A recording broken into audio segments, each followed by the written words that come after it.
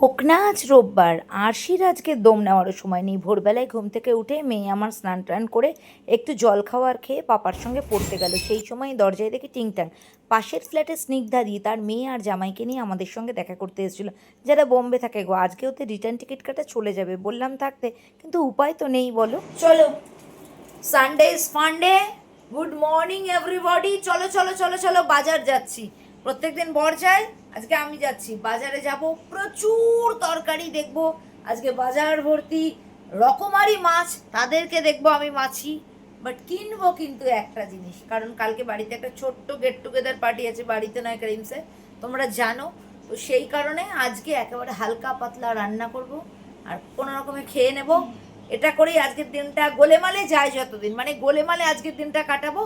এখন চলো বাজার যাই, কি কি করলাম, বাজারে কি কি উঠেছে সব দেখাচ্ছি। চলো চলো চলো চলো চলো চলো চলো। খুব বড় মুখ করে তো তোমাদের বললাম বাজার দেখাবো, কিন্তু কর্তার ইচ্ছায় কর্ম, এই যে বলে। বড়মশাই আমায় টানতে টানতে যেখানে নিয়ে গেল, গিয়ে দেখি এক পাল জুতো। কোথায় গেলাম জানো? ডাক্তারখানায়। সত্যিই আমি একটু ধুকছিলাম, ও আমায় নিয়ে গেল, বললো বাজার হবে পরে, আগে চল ডাক্তারখানায়। এই মতলবেই ওনাকে আমায় নিয়ে বেরিয়েছিল, আমার হোমিওপ্যাথি ডাক্তার।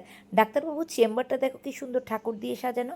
ডাক্তারবাবু বললেন আবার ভিটামিন ডি কমে গেছে এবং থাইরয়েড বেড়ে গেছে। ওষুধ দিলেন, ওষুধ নিয়ে স্ট্রেট আসলাম মিষ্টির দোকানে। স্নিগ্ধাদির জামাই আজকেই আমাদের বাড়িতে প্রথম এলে, একটা নকুলদানাও তার মুখে দেয়নি।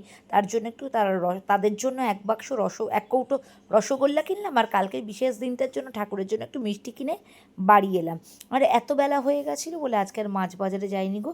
স্ট্রেট আমরা পনির নিয়ে এলাম। আজকে দুপুরে পনিরেরই কিছু একটা করে ফেলবো। আর এই দোকানটা তোমরা যারা সাথে দেখো তারা তো জানো কোন দোকান, তোমরা বলো তো কোন মিষ্টির দোকান এটা। দোকানটায় না সকাল থেকে রাত পর্যন্ত খুব সুন্দর ঠাকুরের গান হয়, খুব ভালো ভালো মিষ্টি বিক্রি হয়। দোকানটার নাম বলো কিন্তু।